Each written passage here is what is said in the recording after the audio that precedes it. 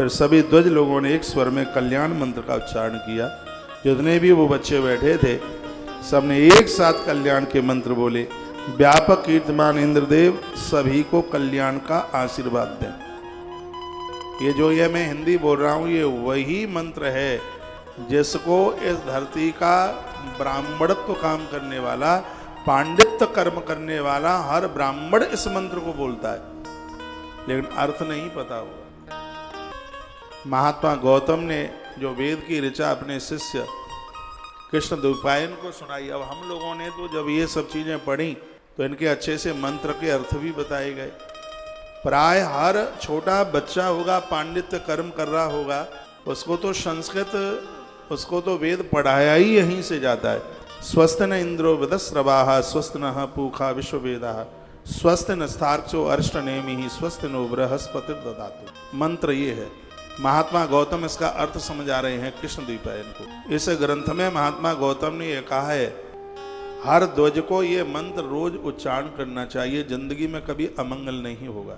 आप स्त्री पुरुष बेटा बेटी कोई भी हैं, रोज प्रातः जागिए और बिस्तर से नीचे बाद में आइए, नेत्र बंद करके इसको आप उच्चारण कीजिए।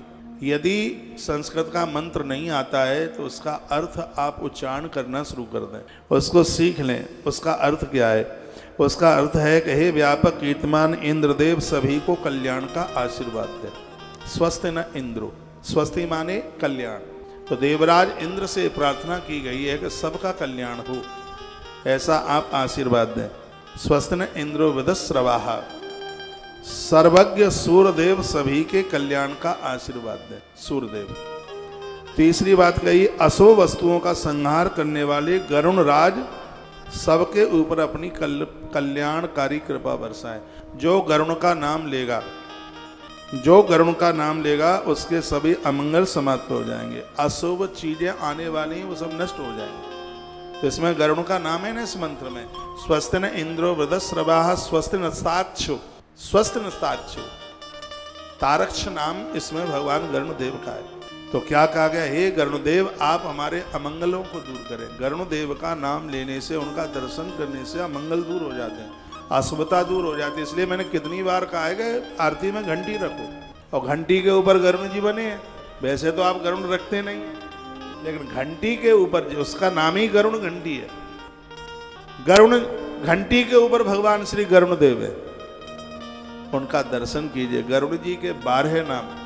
गर्भ के समय में जो नारी इन नामों को लेती है, गर्भ सुरक्षित रहता है। महाभारत में गरुण देव की बड़ी कथा है, और वेद के जो मंत्र बोले जाते हैं उसमें भी ये वर्णन है कि आप गरुण का आरंभ कर, आप उनका आह्वान करते हैं तो ये अशुभता को समाप्त करते हैं। वही प्रार्थना की जा रही है कि आप अशुभ वस्तुओं का संहार करने वाले हे दिव्य गरुण राज सभी पर आप कल्याण की कृपा बरसाएं। ओम स्वस्ति न इंद्रो वृदस्रवाः स्वस्ति नस्ताक्षो अरिष्टनेमिः स्वस्ति नो बृहस्पतिर्दधातु। लास्ट में श्री बृहस्पति जी महाराज का नाम आता है।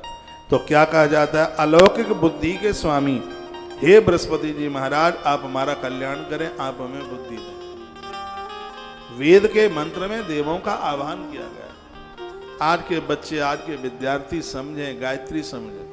गुरुकुलों में पढ़ते हैं, एक गायत्री नहीं जपते। गुरुकुलों में पढ़ते हैं, जनेऊ की मर्यादा नहीं रखते।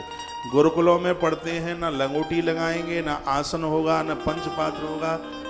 मक्कारी मटर गश्ती, क्योंकि सब फ्री फंड का मिलता है, बाप कमाए तो पता लगे। इतनी मटर गश्ती, ये अपनी इतनी जिंदगी को धोखा देते हैं। खा पी के रोटियां खा के चले जाते हैं।